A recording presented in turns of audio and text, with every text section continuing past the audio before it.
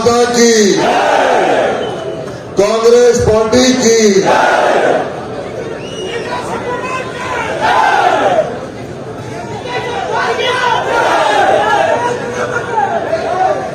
आज सुमेर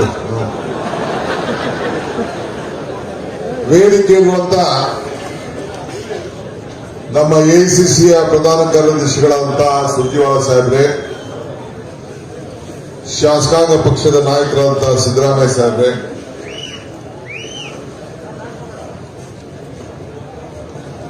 ನಾನೇ ಯಾರ ಹೆಸರು ತೆಗೆದುಕೊಳ್ಳೋದು ಬೇಡ ಅಂತ ಹೇಳಿ ತೀರ್ಮಾನ ಮಾಡಿದ್ದೇನೆ. ಆದರೂ ಕೂಡ ನಮ್ಮ ಪ್ರಮುಖ ನಾಯಕರುಗಳು ಕೆಲವರು ವೇದಿಕೆಯಲ್ಲಿದ್ದಾರೆ. ನಮ್ಮ ವರ್ಕಿಂಗ್ ಕಮಿಟಿ ಸದಸ್ಯರು ಕೆಎಚ್ ಮುನಿಯಪ್ಪನವರು, ಬಿಕೆ ಹರಿಪ್ರಸಾದ್ ಅವರು, ದಿನೇಶ್ ಗುಂಡೂರಾವ್ ಅವರು, ಎಚ್ ಕೆ ಪಾಟೀಲ್ ಅವರು, ರಮೇಶ್ ಕುಮಾರ್ ಅವರು,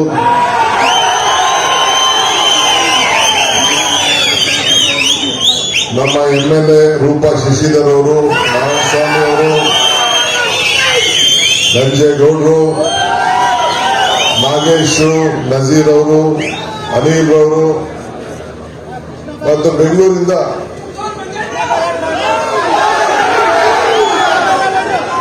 ನಮ್ಮ ಹಾಲಿ ಶಾಸಕರು, ಕೋಲಾರ್ನ ಹಾಲಿ ಶಾಸಕರು ಯಾರು ಶ್ರೀನಿವಾಸ್ ಗೌಡ್ರು,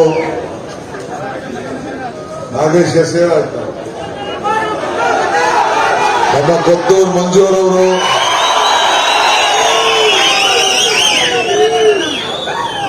ಹೊಸದಾಗಿ ನೂತನವಾಗಿ ನಮ್ಮ ಅಧ್ಯಕ್ಷರು ಕಾರ್ಯದರ್ಶಿಗಳನ್ನ ಕೋಲಾರ್ಗೆ ಕೊಟ್ಟಿದ್ದೇವೆ. ನಮ್ಮ ಕೃಷ್ಣ ಬೈರೇಗೌಡರಿದ್ದಾರೆ ನಿಮ್ಗೆಲ್ಲ ಶಕ್ತಿ ಕೊಡ್ಲಿಕ್ಕೆ. ಸೊ ಲಕ್ಷ್ಮೀನಾರಾಯಣ ಅವ್ರನ್ನ ಅಧ್ಯಕ್ಷರಾಗಿ ಮೊನ್ನೆ ನೇಮಕ ಆಗಿದೆ. ನಿನ್ನೆ ಊರು ಬಾಗ್ಲು ಶ್ರೀನಿವಾಸ್ಗೆ ಕಾರ್ಯಾಧ್ಯಕ್ಷರಾಗಿ ನೇಮಕ ಮಾಡಿದ್ದೇವೆ. ಆಯ್ತು ನೋಡಿ, ಸ್ವೀಟ್ ಕೊಟ್ಟಾಗ್ತೀನಿ.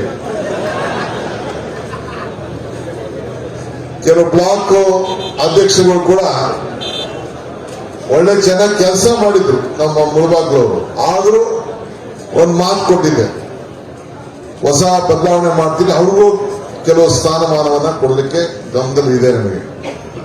ಸೊ ಹೊಸದಾಗಿ ಮಾಡಿದ್ದೇವೆ. ಬಂಧುಗಳೇ, ಕೋಲಾರ ಇತಿಹಾಸ ಇಡೀ ದೇಶ. ಒಂದ್ ನಿಮಿಷ ರೀ, ಇವರೇ ಒಂದ್ ನಿಮಿಷ ರೀ,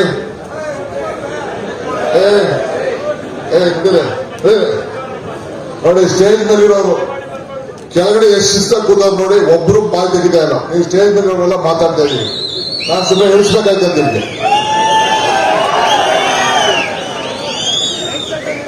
ನಾವೇನ್ ಮಾತಾಡಕ್ ಬಂದಿದೀವಿ ಅದನ್ನ ಸ್ವಲ್ಪ ಕೇಳ್ಕೊಂಡು ಸುಮ್ಮನೆ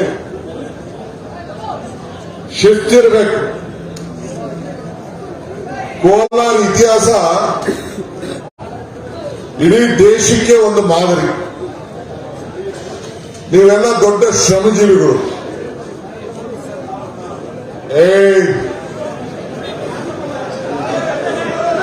ಅವರೆಲ್ಲ ನೀವು ಸ್ಟೇಜ್ ಮೇಲೆ ಇರೋರು.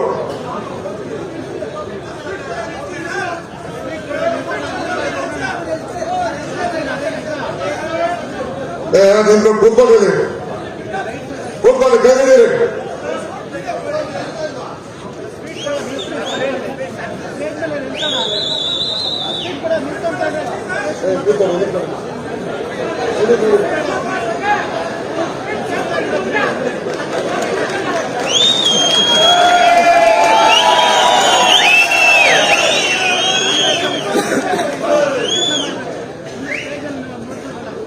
ಕೋಲಾರಿನ ಮಹಾಜನತೆ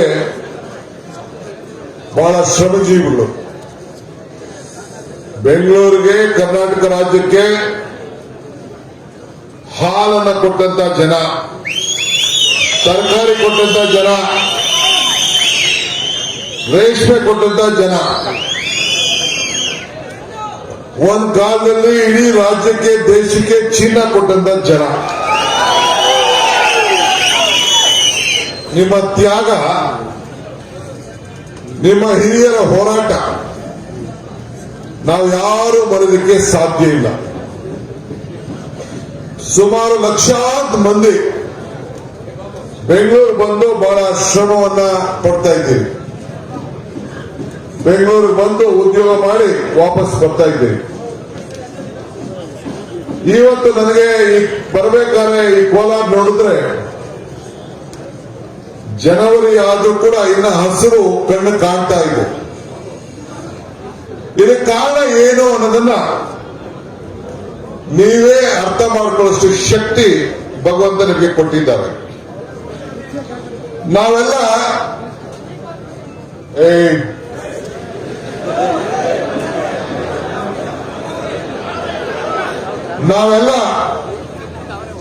ಕರ್ನಾಟಕ ರಾಜ್ಯದ ಜನರ ಸಮಸ್ಯೆಯನ್ನ ಅರ್ಥಕೊಳ್ಬೇಕು,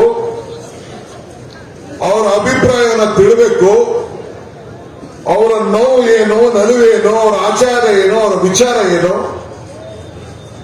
ಡಬಲ್ ಇಂಜಿನ್ ಸರ್ಕಾರ ಈ ರಾಜ್ಯದಲ್ಲಿದೆ. ಕೇಂದ್ರದಲ್ಲಿ ಬಹಳ ಬಲಿಷ್ಠವಾದ ಸರ್ಕಾರ. ಇಲ್ಲಿ ಆಪರೇಷನ್ ಲೋಟಸ್ ಮೇಲೆ ಒಂದು ಸರ್ಕಾರ ಬಂತು. ಅವರಿಂದ ಏನಾದ್ರು ಅನುಕೂಲ ಆಗಿದ್ಯಾ, ನೋಡಿದಂತೆ ನಡೆದಿದ್ದಾರ ಏನಂತೇಳಿ ವಿಮರ್ಶೆ ಮಾಡಲಿಕ್ಕೆ ಇಡೀ ರಾಜ್ಯ ಪ್ರವಾಸ ಮಾಡ್ತಾ ಇದ್ದೀವಿ.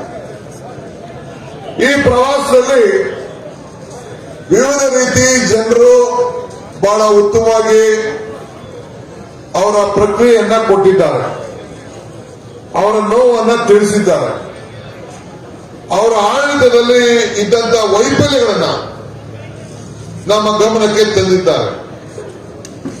ನಾವು ಕೇಳಿದ 3.5 ವರ್ಷ ಆಗಿದೆಯಪ್ಪ ನಿಮ್ಮ ಸರ್ಕಾರ ಬಂದು, ಬಲಿಷ್ಠ ಸರ್ಕಾರ, ಅಚ್ಚೇ ದಿನ ಬರ್ತದೆ ಅಂತ ಹೇಳಿದ್ರು.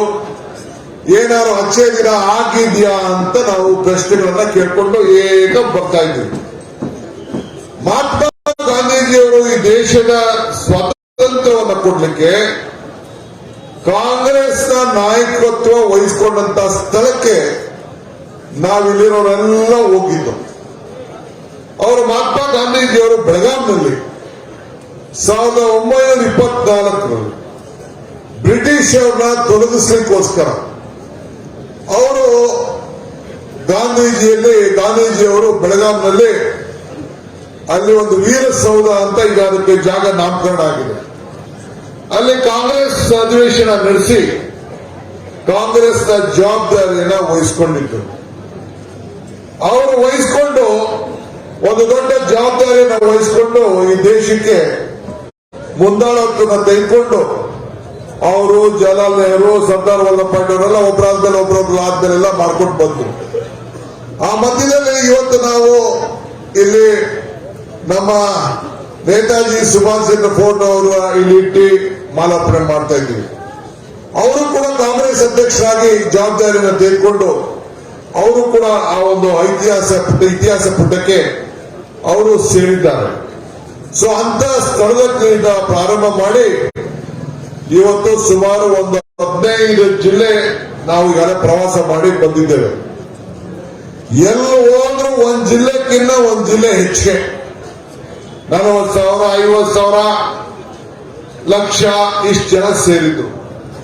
ಈಗ ನಿಮ್ಮನೇನೋ ಒಂದು 5 ಜನ MLAಗಳಿದ್ದಾರೆ. ಒಂದು 3 ಕಡೆ ಸೋತಿದೀವಲ್ಲ, ಒಂದು ಸೋತಿದ್ದೀವಿ. ಅವರು ಇಲ್ಲಿ ಬಂದಿದ್ದಾರೆ. ಅದು ನಮ್ದೇ ಸೀಟು ಸ್ವಲ್ಪ ಹೆಚ್ಚು ಕಮ್ಮಿ ಆಗಿತ್ತು, ತಿರ್ಗಿ ವಾಪಸ್ ರಿವರ್ಸ್ ಆಗಿದೆ, ಟಾಸ್ ಹೋಗಿದ್ದಾರೆ. ಇದಿಲ್ಲೇ ನಾವು ಮೊನ್ನೆ ಹಾಸನ್ಗೆ ಹೋಗಿದ್ದು, ಚಿಕ್ಕಮಗಳೂರಿಗೆ ಹೋಗಿದ್ದು. ಹಾಸನದಲ್ಲಿ ಒಬ್ಬರು MLAಗಳಿಲ್ಲ, 7 ಸೋತಿದ್ದೀವಿ. ನಾನು ಹೇಳ್ತಾ ಇದ್ದೀನಿ, 1 ಲಕ್ಷಕ್ಕೂ ಹೆಚ್ಚು ಜನ ಅವತ್ತು ಹಾಸನದಲ್ಲಿ ಅವರ ಬಲ ಪ್ರದರ್ಶನವನ್ನು ನಮ್ಮ ಕಾರ್ಯಕರ್ತರು ಜನ ಸೇರಿ ಒಂದು ಬದಲಾವಣೆಯನ್ನು ಬಯಸಿದ್ದಾರೆ. ಇದು ಹಾಸನ. ನಾನು ಯಾಕೆ ಈ ಮಾತು ಹೇಳ್ತಾ ಇದ್ದೀನಿ ಅಂದ್ರೆ, ನಾವೆಲ್ಲ ರಾಜಕಾರಣ ನಾವು ಮಾಡ್ತಾ ಇದ್ದೇವೆ. ನಾವು ಅಧಿಕಾರ ಬರೋದು ಮುಖ್ಯ ಅಲ್ಲ, ನಾವು ಅಧಿಕಾರ ಬಂದಾಗ ನಮ್ಗೆ ಅಧಿಕಾರ ಸಿಗ್ತಾ ಇರೋದು ಮುಖ್ಯ ಅಲ್ಲ. ನಮಗೆ ಅಧಿಕಾರ ಇದ್ದಂತ ಸಂದರ್ಭದಲ್ಲಿ ಜನರಿಗೆ ಏನ್ ಮಾಡ್ತೀವಿ ಅದು ಬಹಳ ಮುಖ್ಯ. ಇದು ನಮ್ಮ ಪರೀಕ್ಷೆಯ ಕಾಲ. ಸೊ ಎಲ್ಲ ಕಡೆ ಪ್ರವಾಸ ಮಾಡಿಕೊಂಡು ನಾವು ಬಂದಿದ್ದೇವೆ. ಎಲ್ಲಿ ಹೋದ್ರು ಜನ ಯಾರು ಕೂಡ ಇವತ್ತು ಸಂತೋಷವಾಗಿಲ್ಲ. ಹಿಂದೆ ಬಿಜೆಪಿ ಸರ್ಕಾರ ಇತ್ತು, ಅವರು ಮಾತು ಕೊಟ್ಟಿದ್ರು, ಏನು ಒಂದು 600 ಭರವಸೆಯನ್ನು ಕೊಟ್ಟಿದ್ದು. ಹಿಂದೆ ನಮ್ಮ ರಮೇಶ್ ಕುಮಾರ್ ಅವರ ಅಧ್ಯಕ್ಷತೆಯಲ್ಲಿ ನಾವು ಪ್ರಣಾಳಿಕೆಯನ್ನು ಮಾಡಿದ್ದೇವೆ. 169 ಭರವಸೆಗಳನ್ನು ಕೊಟ್ಟಿದ್ದು. ಆ 169 ಭರವಸೆಗಳಲ್ಲಿ 165 ಭರವಸೆಗಳನ್ನ ಸಿದ್ದರಾಮಯ್ಯನವರ ಸರ್ಕಾರ ಈಡೇರಿಸಿತು. ಇದನ್ನ ಯಾರು ತಕರಾರು ಮಾಡದಿದ್ರೆ, ಬಿಜೆಪಿಯವರಾಗಲಿ ಜನತಾದಳದವರಾಗಲಿ ತಕರಾರು ಮಾಡಿದ್ರೆ ಎಲ್ಲಿ ಬೇಕಾದ್ರೂ ನಾವು ಉತ್ತರ ಕೊಡಲಿಕ್ಕೆ, ಚರ್ಚೆ ಮಾಡಲಿಕ್ಕೆ ನಾವು ಬದ್ಧವಾಗಿದ್ದೇವೆ. ಬಿಜೆಪಿಯವರು ಸುಮಾರು 600 ಭರವಸೆಗಳನ್ನು ಕೊಟ್ಟಿದ್ದು, 50 ಭರವಸೆಗಳನ್ನ ಈಡೇರಿಸಿದ್ದಾರೆ. 50 ಭರವಸೆಗಳನ್ನು ಈಡೇರಿಸಿ ಕೊಡೋದು. ಜನತಾದಳದವರು ಕೆಲವು ಆಶ್ವಾಸನೆಯನ್ನ ಕೊಟ್ಟಿದ್ದು, ಅವ್ರದ್ದೇನು ನಾನೇನು ಕೇಳಬೇಕಾದಿಲ್ಲ. ಶ್ರೀನಿವಾಸ್ ಗೌಡ್ರೆ ಅದಕ್ಕೆ ಉತ್ತರ ಕೊಡ್ತಾರೆ. ಅವ್ರದ್ದೇನು ಪಕ್ಷದಲ್ಲಿ ಗೆದ್ದಿದ್ರು, ಅವ್ರ ಪಾರ್ಟಿಯಲ್ಲಿ ಗೆದ್ದಂತವರು ಅವರು ಉತ್ತರ ಕೊಡ್ತಾರೆ. ನೀವು ಜನತಾದಳದವ್ರನ್ನ ಕೇಳಬೇಕು. ಯಾಕೆಂದ್ರೆ ನಿಮ್ಮ ಕೆರೆ ತುಂಬಿಸುವಂತ ಯೋಜನೆ, ನಮ್ಮ ಏನು ಎತ್ತಿನೋಳ ಯೋಜನೆಗೆ ಪಾಪ ಅವರು ವಿರೋಧ ಮಾಡಿ ಯಾವುದೇ ಒಂದಂತ ಇತಿಹಾಸ, ರೈತರ ಪರವಾಗಿ ಏನು ಅವರಿಗೆ ಪ್ರೀತಿ ವಿಶ್ವಾಸ ಇದೆ ಅನ್ನೋದನ್ನ ವ್ಯಕ್ತಪಡಿಸಿದ್ದಾರೆ. ಅದಕ್ಕೆ ನೀವು ಯಾರೋ ಉತ್ತರ ಕೂಡ ನೀವು ಕೊಟ್ಟಿದ್ದೀರಿ. ಮುಂದಕ್ಕೆ ಅದನ್ನ ನಾವು ಚರ್ಚೆ ಮಾಡೋಣ. ಇವತ್ತು ಕರ್ನಾಟಕ ರಾಜ್ಯದ ಸಮಸ್ಯೆಗಳನ್ನ ಅರಿತು ತಿಳ್ಕೊಂಡು ಅವ್ರಿಗೆ ಉತ್ತರ ಕೊಟ್ಟು, ಜನರ ಅಭಿಪ್ರಾಯ ಪಡ್ಕೊಂಡು, ಜನರ ಭಾವನೆಯನ್ನು ಹತ್ಕೊಂಡು ಅವ್ರಿಗೆ ಉತ್ತರ ಕೊಟ್ಟು ಅವ್ರಿಗೆ ಶಕ್ತಿ ತುಂಬುವಂಥದ್ದೇ ಈ ಜನ ಧ್ವನಿಯಲ್ಲ, ಈ ಪ್ರಜಾಧ್ವನಿಯ ಯಾತ್ರೆ. ಸೊ ರಾಜ್ಯದ ಎಲ್ಲ ರೈತರ, ಕಾರ್ಮಿಕರು, ಮಹಿಳೆಯರು ಎಲ್ಲರೂ ಕೂಡ ಶಕ್ತಿ ತುಂಬುವಂತ ಕೆಲಸವನ್ನ ಇವತ್ತು ನಾವು ಮಾಡಿಕೊಂಡು ನಾವು ಬರ್ತಾ ಇದ್ದೇವೆ. ಬಿಜೆಪಿ ಸರ್ಕಾರ ಬಹಳ ಅರ್ಜೆಂಟಲ್ಲಿದೆ. ಅವ್ರದ್ದು ಡಬಲ್ ಇಂಜಿನ್ ಸರ್ಕಾರ. ಈ ಒಂದು ಯಾತ್ರೆ ಮಾಡಕ್ಕೆ ಮುಂಚಿತವಾಗಿ ನಾವು ಇಲ್ಲಿ ಬರ್ಬೇಕಾದ್ರೆ ಒಂದು ಎಕ್ಸಾಂಪಲ್ ಬರೀಬೇಕಲ್ಲ. ನಾವೇನ್ ಮಾಡಿದ್ವು, ಅವ್ರೇನ್ ಮಾಡಿದ್ರು, ದಳದವ್ರು ಏನ್ ಮಾಡಿದ್ರೆ ಅವ್ರೇನ್ ಮಾಡಿದ್ರು, ಎಲ್ಲ ಕೂಡ ನಾವು ನೋಡ್ಕೊಂಡು ಬಂದಿದ್ದೇವೆ. ಸೊ ಅದಾದ್ಮೇಲೆ ಒಂದು ತೀರ್ಮಾನಕ್ಕೆ ಬಂದು ಅವ್ರದೊಂದು ಪಾಪದ ಪುರಾಣ ಅಂತೇಳಿ ಒಂದು ಪ್ರಕಟಣೆ ಮಾಡಿದ್ದೇವೆ. ಅವ್ರು ಏನು ಮಾತು ಕೊಟ್ಟಿದ್ರು, ಏನ್ ಮಾಡಿದ್ದಾರೆ, ಅವ್ರ ಆಡಳಿತದಲ್ಲಿ ಏನು ಭ್ರಷ್ಟಾಚಾರ ಆಗಿದೆ, ಎಂತೆಂತ ಕಳಂಕಿತವಾದಂತ ಹೆಸರನ್ನ ನಮ್ಮ ರಾಜ್ಯಕ್ಕೆ ತಂದಿದ್ದಾರೆ ಅಂತೇಳಿ ಒಂದು ಬಿಡುಗಡೆ ಮಾಡಿದ್ದೇವೆ. ಒಂದು ಪಾಂಪ್ಲೆಟ್ ಮಾಡಿ ಕೊಡ್ತೇವೆ. ನೀವೆಲ್ಲರಿಗೂ ಕೂಡ ಮನೆಗೆ ಕಳಿಸ್ಬೇಕು. ಇವತ್ತು 40% ಕಮಿಷನ್ ಅಂತೇಳಿ ಹೆಸರು ಬಂದಿದೆ ನಮ್ಮ ರಾಜ್ಯಕ್ಕೆ. ಕಳಂಕಿತ ರಾಜ್ಯ ಅಂತ ಹೆಸರು ಬಂದಿದೆ. ಡಬಲ್ ನಿಮ್ಮ ಆದಾಯ, ರೈತರ ಆದಾಯನ ಡಬಲ್ ಮಾಡ್ತೀವಿ ಅಂತ ಹೇಳಿದ್ರು. ಇವತ್ತು ಕೋವಿಡ್ ಸಂದರ್ಭ ನಿಮ್ ಮಾತು ಕೊಟ್ಟಿದ್ರು, ಬೆಂಬಲ ಬೆಲೆ ಕೊಟ್ಟು ನಿಮ್ಮನ್ನೆಲ್ಲ ಬದುಕಿಸ್ತೀವಿ ಅಂತ. ಯಾರು ಒಬ್ಬ ರೈತರಿಗೆ ಆ ಕೋವಿಡ್ ಸಂದರ್ಭದಲ್ಲಿ ಏನಾದ್ರು ಸಹಾಯ ಆಗಿದೆಯಾ? ಯಾರಿಗಾರು ಆಗಿದೆ ಕೈ ಎತ್ತಿ, ನನಗಾಗಿದೆ ಅಂತೇಳಿ. 20 ಲಕ್ಷ ಕೋಟಿ ರೂಪಾಯಿ ನಿರ್ಮಲಾ ಸೀತಾರಾಮನ್ ಅವರು ಘೋಷಣೆ ಮಾಡಿದ್ರು. 19,000 ಕೋಟಿ ರೂಪಾಯಿನ ಯಡಿಯೂರಪ್ಪನವ್ರು ಘೋಷಣೆ ಮಾಡಿದ್ರು. ಯಾರಿಗಾರು ಏನೋ ಅನುಕೂಲ ಆಗಿದ್ಯಾ? ಯಾರಿಗಾರು ಬಂದಿದ್ಯಾ? ಡ್ರೈವರ್ಗಳು ಬಂದಿದ್ಯಾ? ಬೀದಿ ವ್ಯಾಪಾರದವ್ರು ಬಂದಿದ್ಯಾ? ಯಾರಿಗೂ ಇಲ್ಲ.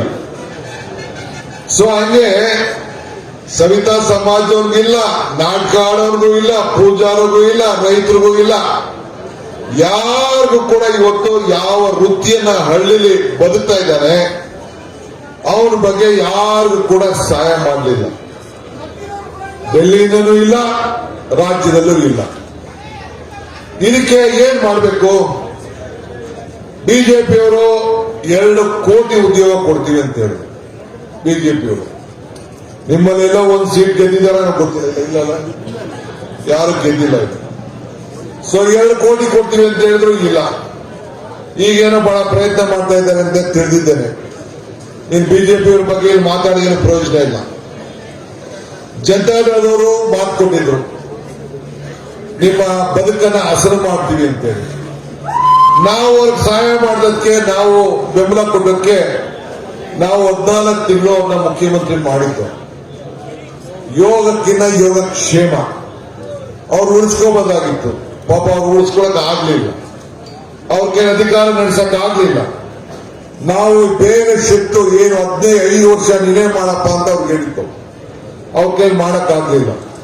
ಅವ್ರ ತಂದೆ ನಮ್ಮ ದೇವೇಗೌಡರನ್ನ ಈ ದೇಶದ ಪ್ರಧಾನಮಂತ್ರಿ ಕಾಂಗ್ರೆಸ್ ಪಕ್ಷನೇ ಬೆಂಬಲ ಕೊಟ್ಟುಕೊಂಡು ಮಾಡಿದ್ದು. 2 ಬಾರಿ ಈ ರಾಜ್ಯದ ಮುಖ್ಯಮಂತ್ರಿ ಆಗಿದ್ದು. ಅವ್ರು ಹೇಳ್ಬೇಕು, ನಿಮ್ಮ ಅವಧಿಯಲ್ಲಿ ನಾವು ಏನ್ ಮಾಡಿದ್ದೇವೆ ಅನ್ನೋದನ್ನ ಹೇಳ್ಬೇಕು. ಕಾಂಗ್ರೆಸ್ ಪಕ್ಷಕ್ಕೆ ನಮಗೆ ಬಹಳ ದೊಡ್ಡ ಶಕ್ತಿ ಇದೆ, ನುಡಿದಂತೆ ನಡೆದಿದ್ದೇವೆ.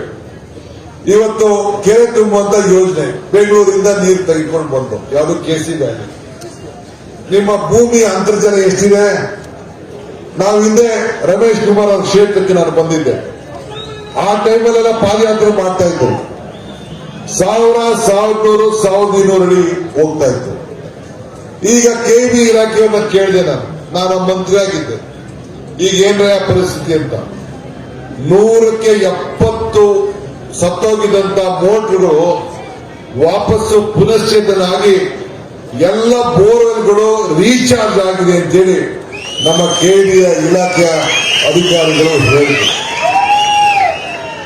ಅಂತರ್ಜಲ ಹೆಚ್ಚಿದೆ ಅಂತ, ದುಡಿಮೆ ಜಾಸ್ತಿ ಆಗಿದೆ ಅಂತ. ಇದು ಕಾಂಗ್ರೆಸ್ ಪಕ್ಷದ ಕೊಡುಗೆ. ಇದು ನಿಜನ ಸುಳ್ಳ ಹೇಳಿ. ನಾವು ಬಚ್ಚಲು ನೀರು ತಂದುವೋ, ಕನ್ನಂಬಾಡಿ ಕಟ್ಟೆ ನೀರು ತಂದುವೋ, ಎಲ್ಲಿಂದಾರು ನೀರನ್ನ ನಾವು ತಂದುವೋ ಅದು ಬೇರೆ ವಿಚಾರ. ನಿಮ್ಮ ಬದುಕಲ್ಲಿ ಬದಲಾವಣೆ ತಂದಿದೀವಾ ಇಲ್ವಾ, ಇಷ್ಟಕ್ಕೆ ನನಗೆ ಉತ್ತರ ಕೊಡಿ. ಮಾಡಿದೇವೆ ತಾನೆ? ಓಕೆ. ಸೊ ಇದನ್ನು ಮಾಡ್ಬೇಕಾದ್ರೆ ನಮ್ಗೆ ಯಾರು ಕಮಿಷನ್ ಕೊಟ್ಟಿದ್ರಾ? ಯಾವ್ದಾದ್ರು ಕಮಿಷನ್ ಆರೋಪ ಇದೆಯಾ? ಬೊಮ್ಮಾಯಿ ಸರ್ಕಾರದಲ್ಲಿ ಒಬ್ಬ ಕಾಂಟ್ರಾಕ್ಟರ್ ಅಸೋಸಿಯೇಷನ್ ಅಧ್ಯಕ್ಷರು, 2.25 ಲಕ್ಷ ಮೆಂಬರ್ಸ್ ಇದ್ದಾರೆ. ಅವರು ಪ್ರಧಾನಮಂತ್ರಿ ಕಾಗದ ಬರೆದ್ರು, ಭ್ರಷ್ಟಾಚಾರ ತಾಂಡವಾಡ್ತಾ ಇದೆ, ನಮ್ ಕೈಲಿ ಬದುಕಕ್ ಆಗ್ತಾ ಇಲ್ಲ, ಇವ್ರಿಗೆ ಲಂಚ ಕೊಡಕ್ ಆಗ್ತಾ ಇಲ್ಲ ಅಂತೇಳಿ. ನಿಮ್ MP ಇದಾರಲ್ಲ ಅವರು, ಅವ್ರ ಪಾರ್ಟಿಯವರು ಯಾರು ಏನಾರು ಒಂದ್ ಸಣ್ಣ ತನಿಖೆ ನಡೀತಾ? ನಿಮ್ಮ ಕೋಲಾರವರು ಯಾರೋ ಪಾಪ ಎಲ್ಲ ಅರ್ಜಿ ಹಾಕೊಂಡಿದ್ದ, ಇಂಥ ತೊಂದರೆ ಆಗಿದೆ ಅಂತೇಳಿ. ಸುಮಾರು ಜನ ಸತ್ತೋದ್ರು, ಸುಮಾರು ಜನ ನ್ಯಾಯ ಕೊಂಡ್ರು, ದಯಾಮರಣ ಕೇಳಿದ್ದಾರೆ. ಇಂಥ ಎಲ್ಲ ಸಮಸ್ಯೆಗಳನ್ನು ಇವತ್ತು ಜನರು ಎದುರಿಸ್ತಾ ಇದ್ದಾರೆ. ಇವತ್ತು ಇವ್ರು ಯಾರಿಗೂ ಕೂಡ ಪರಿಹಾರ ಇಲ್ಲ. ಅದಕ್ಕೆ ನಾವು ನಮ್ಮ ಜನರ ಬದುಕನ್ನ ಏನು ಆಶ್ವಾಸನೆ ಕೊಟ್ಟಿದ್ರು ಅದಕ್ಕೆ ಒಂದು ಪರಿಹಾರ ಕೊಡಬೇಕು ಅಂತೇಳಿ ಇವತ್ತು ನಾವು ಬಂದಿದ್ದೇವೆ. ಈಗ ಇದನ್ನೆಲ್ಲ ನೋವು ಗಮನಿಸಿ ಕೆಲವು ಅನೇಕ ಯೋಜನೆಗಳನ್ನು ನಾವು ಅನೌನ್ಸ್ಮೆಂಟ್ ಮಾಡಿದ್ವಿ. 7-8 ಅನೌನ್ಸ್ಮೆಂಟ್ ಮಾಡ್ತು. ಇಂಥ ಮಧ್ಯೆ ನಮ್ಮ ಸರ್ಕಾರ ಇದ್ದಾಗ 6 ಗಂಟೆ ಕರೆಂಟ್ ಕೊಡ್ತಿದ್ದೋ, 7 ಗಂಟೆಗೆ ಕರೆಂಟ್ ಕೊಡುವಂತ ಕೆಲಸ ನಾವು ಮಾಡಿದ್ವಿ. ಕೆರೆಗಳನ್ನ ತುಂಬಿಸಿ ಅಂತರ್ಜಲನ ನಾವು ಹೆಚ್ಚಿಸ್ತೋ. ಪ್ರಣಾಳಿಕೆಯಲ್ಲಿ ಏನು ರಮೇಶ್ ಕುಮಾರ್ ತಯಾರು ಮಾಡಿದಂತ ಪ್ರಣಾಳಿಕೆಯಲ್ಲಿ ಹಾಲಿಗೆ ಬೆಂಬಲ ಕೊಡಬೇಕು ಅಂತ ಹೇಳಿದ್ರು. ಹಾಲಿಗೆ ಬೆಂಬಲ ಕೊಡಬೇಕು ಅಂತ ಹೇಳ್ತಾರೆ. ಎಷ್ಟು ರೂಪಾಯಿ ಕೊಟ್ಟರು ರಮೇಶ್ ಕುಮಾರ್? 5 ರೂಪಾಯಿ ಕೊಟ್ಟು. ಇಂಥದ್ದು ಏನಾದ್ರು ಒಂದು ಕೆಲಸ ಬೊಮ್ಮಾಯಿನವ್ರು ಏನಾದ್ರು ಮಾಡಿದಾರಾ? ಇಲ್ಲ ಕುಮಾರಸ್ವಾಮಿ ಸರ್ಕಾರ ಏನಾದ್ರು ಮಾಡ್ತಾ? ಏನಿಲ್ಲ. ಯಾರು ಕೊಟ್ಟೋರು ಇದು? ರೈತರನ್ನ ಉಳಿಸೋರು ಯಾರು? ರೈತರ ಸಹಾಯ ಮಾಡೋರು ಯಾರು? ಇಷ್ಟು ನಾನು ನಿಮ್ಗೆ ಕೇಳಲಿಕ್ಕೆ ನಾನು ಬಂದಿದ್ದೇನೆ. ಇದು ನಮ್ಮ ಪರೀಕ್ಷೆ ಕಾಲ. ಇದು ಜನರು ನಮಗೆ ಉತ್ತರ ಕೊಡ್ಬೇಕು. ಇವತ್ತು ನಿಮ್ಮ ಜಿಲ್ಲೆಯಲ್ಲಿ ನಮ್ಮ ಕೃಷ್ಣ ಬೈರೇಗೌಡರು ಮಂತ್ರಿ ಆಗಿದ್ರು. ಸುಮಾರು 1 ಲಕ್ಷಕ್ಕೂ ಹೆಚ್ಚು ನಮ್ಮ ರೈತರು ಗುಂಡಿ, ಹಿಂಗು ಗುಂಡಿ, ಅದಕ್ಕೆ ಕೃಷಿ ಹೊಂಡ ನೀವೆಲ್ಲ ಮಾಡ್ಕೊಂಡು ಗುಂಡಿ ಮಾಡ್ಕೊಂಡ್ರ ಇಲ್ವಾ? ಮಾಡ್ಕೊಂಡು ರೈತರು ಭೂಮಿಗೆ ಆ ನೀರು ಹೋಗೋದು ಆ ಕಡೆ ಈ ಕಡೆ ಹೋಗೋದು ಬೇಡ, ಅಲ್ಲೇ ಅಂತರ್ಜಲ ಹೆಚ್ಚಲಿ ಅನ್ನೋ ದೃಷ್ಟಿಯಿಂದ ರೈತರ ಬದುಕನ್ನ ಹಸನು ಮಾಡಬೇಕು ಅಂತೇಳಿ ನರೇಗಾದಲ್ಲಿ ಬೇಕಾದಷ್ಟು ಕಾಮಗಾರಿಗಳನ್ನ ಇವತ್ತು ನಾವು ತೆಗೆದುಕೊಂಡಿದ್ದೇವೆ. ಉದ್ಯೋಗ ಕೊಡ್ತೀವಿ ಅಂತ ಹೇಳಿ ಬಿಜೆಪಿ ಸರ್ಕಾರ ಮಾತು ಕೊಡಕ್ ಆಗ್ಲಿಲ್ಲ. ಏನೋ ಒಂದು ಸಬ್ ಇನ್ಸ್ಪೆಕ್ಟರ್ಗಳು, ಇಂಜಿನಿಯರ್ಗಳು, ವಿಲೇಜ್ ಅಕೌಂಟೆಂಟ್ಗಳು, ಇವೆಲ್ಲ ಕೆಲವು ಅಕೌಂಟೆಂಟ್ಗಳು ಎಲ್ಲ ಕೂಡ ತೆಗೆದುಕೊಂಡ್ರು. ಯಾವುದೇ ಉದ್ಯೋಗ ಕೊಡಬೇಕಾದ್ರೆ ಲಂಚ ಇಲ್ಲದೆ ಯಾವುದು ಕೂಡ ಇಲ್ಲ. ಕೊನೆಗೆ ಎಂತ ಪರಿಸ್ಥಿತಿ ಬಂತು ಅಂದ್ರೆ ನಿಮ್ಮ ಜಿಲ್ಲೆಯಿಂದ ಅತಿ ಹೆಚ್ಚು KS, IAS ನೆಲ್ಲ ಕೊಟ್ಟಿದ್ದೀರಿ. ಇವತ್ತು ಕೆಲವು IPS ಆಫೀಸರ್ಸ್, IAS ಆಫೀಸರ್ಸ್ ಇವತ್ತು ಜೈಲ್ಗೆ ಹೋಗಿದ್ದಾರೆ. ಯಾಕೆ? ಕೆಲಸ ಕೊಡೋದಕ್ಕೆ, ಪ್ರಮೋಷನ್ಗೆ ಲಂಚ ಲಂಚ ಲಂಚ. ಇವತ್ತು ಸಬ್ ಇನ್ಸ್ಪೆಕ್ಟರ್ಗಳಿಗೆ 50 ಲಕ್ಷ 60 ಲಕ್ಷ 1 ಕೋಟಿ ರೂಪಾಯಿ ಲಂಚ ಕೊಟ್ಟು ಒಂದು 50-60 ಜನ ಹುಡುಗರುಗಳು ಹೋಗಿದ್ದಾರೆ. ಅಧಿಕಾರಿಗಳು ಒಂದು 70-80 ಜನ ಇವತ್ತು ಹೋಗಿದ್ದಾರೆ. IPS ಅಧಿಕಾರಿ ಕೂಡ ಇವತ್ತು ಹೋಗಿದ್ದಾರೆ. ಇಂಥ ಕಾಲ ಯಾವಾಗಾರು ಇತ್ತ? ಯಾವ್ದಾದ್ರು ಕಾಲದಲ್ಲಿ ಇನ್ನು ಅಧಿಕಾರಿಗಳು ಹೋಗಿದ್ದ? ಈಗ ನಾನು ಲೈನ್ ಮೇಲೆ ಕೆಲಸ ಕೊಟ್ಟಪ್ಪ, ಲೈನ್ ಮೇಲೆ ಕೆಲಸ, ಇಂಜಿನಿಯರ್ ಕೆಲಸ, ನಾನು ಮಂತ್ರಿ ಆಗಿದ್ದೆ. ಒಂದು 25,000 ಜನಕ್ಕೆ ಕೆಲಸ ಕೊಟ್ಟಿರ್ಬೇಕು. ಯಾವನಾರು ಒಬ್ಬ ಲಂಚ ಕೊಟ್ಟಿದ್ದೀನಿ ಅಂತ ಹೇಳಲಿಕ್ಕೆ ಆಯ್ತದ? ಹೇಳಿ, ಯಾರು ಒಬ್ಬ ಲಂಚ? ಇವತ್ತು ನಿಮ್ಮೂರಲ್ಲಿ ರೈತರು ನನಗೆ ಇಲ್ಲಿ ಬರ್ಬೇಕಾದ್ರೆ ಒಂದು ಅರ್ಜಿ ಕೊಟ್ರು. ಈ ಬಗರ್ಕುಂ ಸಾಗುವಳಿಲಿ ನಾವೆಲ್ಲ ದೇವರಾಜ ಕಾಲದಿಂದ ಜಮೀನು ಉಳೋರ್ಗೆ ಜಮೀನು ಕೊಟ್ಟಿದ್ದೀವಿ. ವೀರೇಂದ್ರ ಪಾಟೀಲ್ ಕಾಲ ಬಂತು, ಬಂಗಾರಪ್ಪನವ್ರ ಕಾಲ ಬಂತು, ಸಿದ್ದರಾಮಯ್ಯವ್ರ ಕಾಲ ಬಂತು, ಕೃಷ್ಣ ಅವ್ರ ಕಾಲ ಬಂತು. ಜಮೀನುಗಳನ್ನ ಮಂಜೂರು ಮಾಡಿ ಮಾಡಿ ಮಾಡಿ ಕಾಂಗ್ರೆಸ್ ಸರ್ಕಾರ ಕಾಲದಲ್ಲಿ ಕೊಟ್ಕೊಂಡು ಅದಕ್ಕೆ P ನಂಬರ್ ಕೊಟ್ಟಿದ್ದೀವಿ. ದರ್ಖಾಸ್ತ್ ರೆಡಿ ಮಾಡಬೇಕು, ಆ ನಂಬರ್ ತೆಗಿಬೇಕು.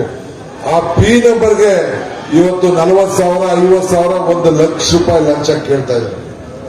ಇದಕ್ಕೆ ಪರಿಹಾರ ಕೊಡಬೇಕು. ಅದಕ್ಕೆ ಮುಂದಿನ ದಿನ ಕಾಂಗ್ರೆಸ್ ಸರ್ಕಾರ ಬಂದೇ ಬರ್ತದೆ. ಈ ಲಂಚ ಕಿತ್ತಾಕಿ ಒಂದು ಪ್ರತ್ಯೇಕವಾದಂತಹ ಯೋಜನೆಯನ್ನ, ನಮ್ಮೆಲ್ಲರ ರೈತರ ಬದುಕನ್ನ, ಆಸ್ತಿಯನ್ನ ಸರಿಯಾದ ರೀತಿಯಲ್ಲಿ ಮಾಡಲಿಕ್ಕೆ ಒಂದು ಕಾರ್ಯಕ್ರಮವನ್ನು ರೂಪಿಸ್ತೇವೆ ಅಂತ ಹೇಳಲಿಕ್ಕೆ ನಾನು ನಿಮ್ಮ ಮುಂದೆ ಇಲ್ಲಿ ನಾನು ನಿಂತಿದ್ದೇನೆ. ಇದಲ್ಲದೆ ಮಹಿಳೆಯರು ಬಹಳ ಜನ, ಮೊನ್ನೆ ನಮ್ಮ ಮಹಿಳೆಯರ ಕಾರ್ಯಕ್ರಮ ಇತ್ತು.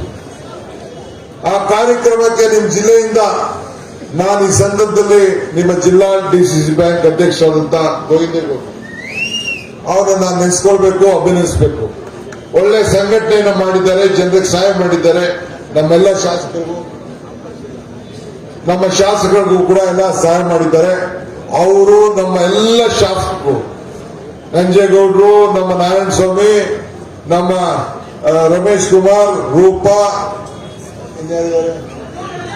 ಎಲ್ಲ ನಮ್ಮ ಕಾರ್ಯಕರ್ತರು, ನಮ್ಮ ಮುಖಂಡಗಳು, ಮಂಜು ಎಲ್ಲ ಸೇರಿ ಅತಿ ಹೆಚ್ಚು ಜನರೆಲ್ಲ ಸೇರಿ ಕಳಿಸಿ ಒಂದು ದೊಡ್ಡ ಶಕ್ತಿಯನ್ನ, ನಾಯಕರಿಗೆ ಶಕ್ತಿ ಕೊಡುವಂತ ಕಾರ್ಯಕ್ರಮವನ್ನು ಕೊಟ್ಟಿದ್ದೇವೆ.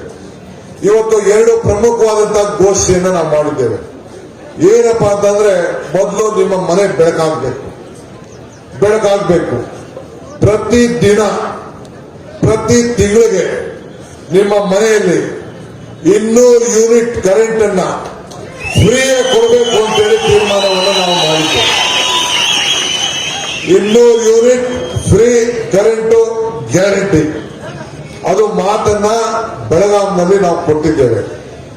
2ನೇ ಗ್ಯಾರಂಟಿ ಇಂದಿರಾ ಗಾಂಧಿಯವರ ಮೊಮ್ಮಗಳು ಬಂದಿದ್ದು, ಸೋನಿಯಾ ಗಾಂಧಿಯವರ ಮಗಳು. ಇವತ್ತು ನಮ್ಮ ಪಕ್ಷದ ಅಧ್ಯಕ್ಷರಾಗಿ ಮಲ್ಲಿಕಾರ್ಜುನ್ ಖರ್ಗೆ ಅವರು, ಈ ರಾಷ್ಟ್ರದ ಕಾಂಗ್ರೆಸ್ ಅಧ್ಯಕ್ಷರಾಗಿ ಮಹಾತ್ಮ ಗಾಂಧೀಜಿಯವರು, ಸುಭಾಷ್ ಚಂದ್ರ ಬೋಸ್ ಅವರು, ಇಂದಿರಾ ಗಾಂಧಿಯವರು ಕೂತಂತ ಜಾಗದಲ್ಲಿ ಇವತ್ತು ಮಲ್ಲಿಕಾರ್ಜುನ್ ಖರ್ಗೆ ಅವರು ಕಾಂಗ್ರೆಸ್ ಪಕ್ಷದ ಅಧ್ಯಕ್ಷರಾಗಿ ಇವತ್ತು ಕೂತಿದ್ದಾರೆ. ಅವರ ಹತ್ರ ಚರ್ಚೆ ಮಾಡಿದ, ಅವರೆಲ್ಲ ಸೇರಿ ಇಂದಿರಾ ಗಾಂಧಿಯವರ ಮೊಮ್ಮಗಳನ್ನ, ಸೋನಿಯಾ ಗಾಂಧಿ 10 ವರ್ಷ ಈ ರಾಷ್ಟ್ರದ ಪ್ರಧಾನಮಂತ್ರಿ ಸ್ಥಾನ ತ್ಯಾಗ ಮಾಡಿದ್ರು, ಅವರಿಗೆ ಕಳಿಸಿ ನಮ್ಮ ಹೆಣ್ಣು ಮಕ್ಕಳಿಗೆ ಶಕ್ತಿ ಕೊಡಬೇಕು. ಹೆಣ್ಣು ಕುಟುಂಬದ ಕಣ್ಣು, ಹೆಣ್ಣಿಗೆ ನಾವು ಶಕ್ತಿ ಕೊಡಬೇಕು. ಅವಳಿಗೆ ಸಂಸಾರ ನೀಗಿಸುವಂತ ಒಂದು ಭಾಗ್ಯ ಕೊಡಬೇಕು.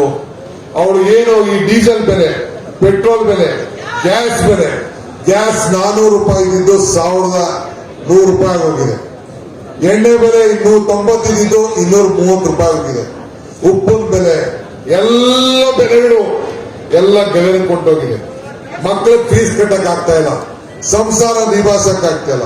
ಅವ್ರಿಗೆ ಸಹಾಯ ಮಾಡಬೇಕು ಅಂತೇಳಿ ವರ್ಷಕ್ಕೆ 24,000 ರೂಪಾಯಿ, ತಿಂಗಳಿಗೆ 2,000 ರೂಪಾಯಿ ಹೆಣ್ಮಕ್ಳಿಗೆ ಕೊಡಬೇಕು ಅಂತೇಳಿ ನಾನು ಸಿದ್ದರಾಮಯ್ಯನವರು ಇಬ್ರು ಗ್ಯಾರಂಟಿ ಚೆಕ್ ನ ಸೈನ್ ಮಾಡಿ ಎಲ್ಲರ ಮುಂದೆ ನಾವು ಕೊಟ್ಟಿದ್ದೇವೆ. ನಿಮ್ ತಾಲೂಕಿಂದ, ನಿಮ್ ಜಿಲ್ಲೆಯಿಂದಲೂ ಕೂಡ ಒಂದು 30-40 ಸಾವಿರ ಜನ ಹೆಣ್ಮಕ್ಳು ಬಂದಿದ್ರು. ಎಲ್ಲರ ಮುಂದೆ ಕೂಡ ನಾವು ಮಾತು ಕೊಟ್ಟಿದ್ದೇವೆ. ಹಂಗಂತ ನಿಮ್ಮ ಅಕೌಂಟ್ಗೆ ಯಾರಿಗೂ ಕೊಡುದಿಲ್ಲ, ಎಲ್ಲ ನೇರವಾಗಿ ಹೆಣ್ಮಕ್ಳು ಅಕೌಂಟ್ಗೆ. ಹಂಗಂತ ನಿಮ್ಮ ಅಕೌಂಟ್ ಬರ್ತದೆ ಅಂತ ತಿಳ್ಕೊಂಡ್ಬಿಡಿ. ಎಲ್ಲರೂ ನೀವೆಲ್ಲ ಹೆಂಗಸರ ಅಕೌಂಟ್ ಮಾಡಬೇಕು. ಮಾಡ್ತಿರ್ತಾನೆ ಕೈ ಎತ್ತಿ, ಹೆಣ್ಮಕ್ಳ ಅಕೌಂಟ್ ಮಾಡ್ತಿರೋ ಇಲ್ಲ ಅಂತ ಕೈ ಎತ್ತಿ. ಈ ಕಡೆ ಸರಿಯಾಗಿ ಕೈ ಎತ್ತಾ ಇಲ್ಲ. ನಿಮ್ಮ ಅಕೌಂಟ್ ಬಂದ್ರೆ ಏನಾಗ್ತದೆ ದುಡ್ಡು ಗೊತ್ತಾ? ಕೋಡೆಸ್ ಕಂಪ್ನಿನೋ, ನ್ಯಾನ್ಸ್ವಾಮಿ ಕಂಪ್ನಿನೋ, ದಾಸಪ್ಪನ ಕಂಪ್ನಿನೋ ಹೊಂದಿದೆ. ಅದಕ್ಕೆ ನಾವು ಮಾಡುದಿಲ್ಲ. ಹೆಣ್ಮಕ್ಳ ಅಕೌಂಟ್ಗೆ ನಾವು ಕೊಡುದು. ಇದನ್ನ ನಮ್ಮ MLA ಇರೋದು. ನಮ್ಗೆ ಯಾರಿಗೂ ಬೇಡ, ಸ್ವಾಮಿ ಗಂಡಸರ ಅಕೌಂಟ್ ಬೇಡ, ಹೆಂಗಸರ ಅಕೌಂಟ್ ಕೊಡಿ ಅಂತ ರೂಪಾಗಿ ನನಗೆ ಮನವಿಯನ್ನ ಕೊಟ್ಟಿದ್ದಾರೆ. ಎಲ್ಲ ಸೇರಿ ರೂಪಾನು ಭಾಷಣ ಮಾಡಿದ್ರು. ಅವತ್ತು ಅವರ ನೋವನ್ನು ಕೂಡ ಭಾಷಣ ಮಾಡಿದ್ರು. ಹೀಗೆ ಇವತ್ತು ನಿಮ್ಮ ಅನೇಕ ವಿಚಾರಗಳು, ನಮ್ಮ ಯೋಜನೆ ಬಗ್ಗೆ ಬಿಜೆಪಿಯವರು ನಾವೇನೇನು ಮಾತು ಕೊಟ್ಟಿದ್ದೋ ಪಾಪ ಅವ್ರ ಕೈಲಿ ತಡ್ಕೊಳಕ್ ಆಗ್ತಾ ಇಲ್ಲ. ಬಹಳ ಕಾಮೆಂಟ್ ಮಾಡ್ತಾ ಇದ್ದಾರೆ, ಚರ್ಚೆ ಮಾಡ್ತಾ ಇದ್ದಾರೆ.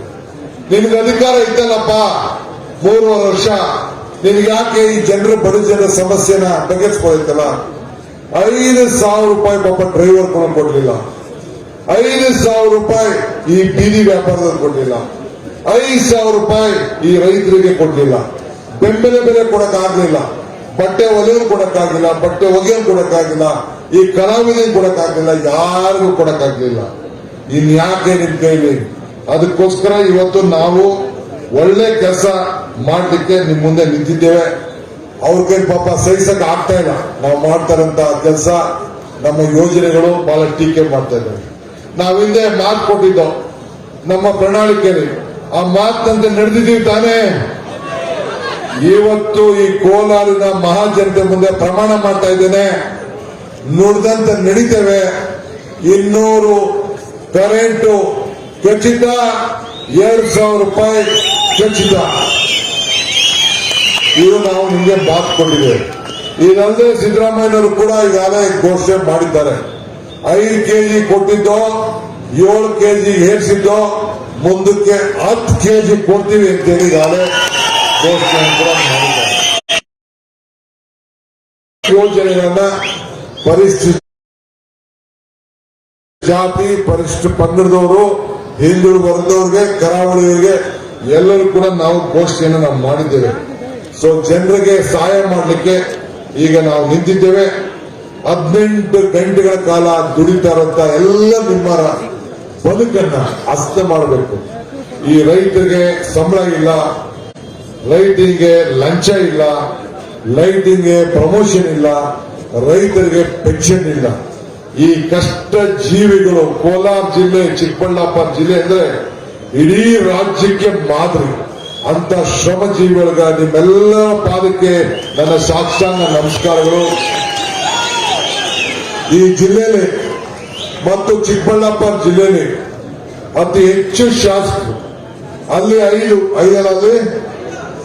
ಅಲ್ಲಿ 5, ಇಲ್ಲಿ 6, 11 ಸೀಟನ್ನ ಗೆಲ್ಲಿಸ್ತೀವಿ ಅಂತ ವಿಶ್ವಾಸ ಇದೆ.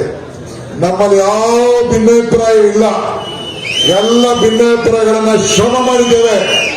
ಎಲ್ಲ ವೈಯಕ್ತಿಕವಾದ ವಿಚಾರ. ಇಲ್ಲಿ ವ್ಯಕ್ತಿಕ್ಕಿಂತ ಪಕ್ಷ ದೊಡ್ಡದು. ಈ ಕಾಂಗ್ರೆಸ್ ಧ್ವಜ ಎತ್ತಿಡಿದು ನೀವೆಲ್ಲ ವಿಧಾನಸೌಧದ 3ನೇ ಮಾಡಿಲಿ ಬಂದು ಇವತ್ತು ಕೆಂಗಲ್ ಹನುಮಂತಯ್ಯನವರು ಕಟ್ಟಂತ ವಿಧಾನಸೌಧದ ಮೇಲೆ ಹೆಜ್ಜೆ ಹಾಕಿ ಈ ರಾಷ್ಟ್ರಕ್ಕೆ ಒಂದು ದೊಡ್ಡ ಸಂದೇಶ ಕೋಲಾರ ಜನತೆ ಮಾಡಬೇಕು ಅಂತೇಳಿ ತಮ್ಮಲ್ಲಿ ಕೈ ಮುಗಿದು ನಾನು ಪ್ರಾರ್ಥನೆ ಮಾಡ್ಕೊಳ್ತೇನೆ. ಈ ಸರ್ಕಾರ ನಿಮ್ಮ ಸರ್ಕಾರ. ದೇವರು ಪ್ರತಿದಿನ ನಾವು ಎಲ್ಲೇ ಹೋದ್ರು ಕೂಡ ಈ ನಿಮ್ಮ ಕೋಲಾರಕ್ಕೆ ಬಂದು ಗಣೇಶನ್ ಬಂದು ಒಂದು ನಮಸ್ಕಾರ ಹೇಳಿ ವಿಜಯಕ್ಕೆ ನಾಯಕ ವಿನಾಯಕ ಅಂತೇಳಿ ಆಂಜನೇಯನ ದರ್ಶನ ಮಾಡಿಕೊಂಡು ನಾವು ಹೋಗ್ತೇವೆ. ಆಂಜನೇಯನ ಯಾಕೆ ಮಾಡ್ತೇವೆ? ರಾಮನ ತಂದೆ ದಶರಥ ಮಹಾರಾಜನ ದೇವಸ್ಥಾನ ಎಲ್ಲೂ ಇಲ್ಲ. ಆದ್ರೆ ರಾಮನ ಬಂಟ ಹನುಮಂತನ ದೇವಸ್ಥಾನ ಇದೆ. ಯಾಕೆ? ಹನುಮ ಒಬ್ಬ ದೊಡ್ಡ ಮಹಾ ಸೇವಕ. ಹಂಗೆ ಸಮಾಜದಲ್ಲಿ ಯಾರು ಸೇವೆ ಮಾಡ್ತಾರೆ ಸಮಾಜ ಅವ್ರನ್ನ ಗುರ್ಸದೆ. ನಮ್ಮ ಎಲ್ಲ ಶಾಸಕರು ನಿಮ್ಮ ಜಿಲ್ಲೆಯಲ್ಲಿ ಬಹಳ ಉತ್ತಮ ರೀತಿಯಲ್ಲಿ ಕೆಲಸವನ್ನ ಮಾಡಿಕೊಂಡು ಬರ್ತಾ ಇದ್ದಾರೆ. ಅವ್ರಿಗೆ ಶಕ್ತಿ ಕೊಡುವಂತ ಕೆಲಸ ತಾವು ಮಾಡಬೇಕು. ಅವ್ರ ಜೊತೆ ನೀವೆಲ್ಲ ನಿಂತ್ಕೊಳ್ಬೇಕು. ಕಾಂಗ್ರೆಸ್ ಸರ್ಕಾರ ಭವಿಷ್ಯ ನಿಮ್ಮ ಕೈಲಿದೆ. ನಿಮ್ಮ ಮಳ್ಳಿಗೆ ನಮ್ಮ ನಾಯಕರನ್ನ ಮತ್ತೆ ಹಾಕ್ತೇವೆ. ಅವ್ರಿಗೆ ಕೈ ಮುಗಿದು ನಾನು ಕೇಳ್ಕೊಳ್ತಾ ಇದ್ದೇನೆ, ಅವರೆಲ್ಲರೂ ಕೂಡ ವಿಧಾನಸೌಧಕ್ಕೆ ಕಳಿಸಿ ಕಾಂಗ್ರೆಸ್ಗೆ ದೇಶಕ್ಕೆ ಒಂದು ದೊಡ್ಡ ಸಂದೇಶವನ್ನು ಕೊಡಬೇಕು ಅಂತೇಳಿ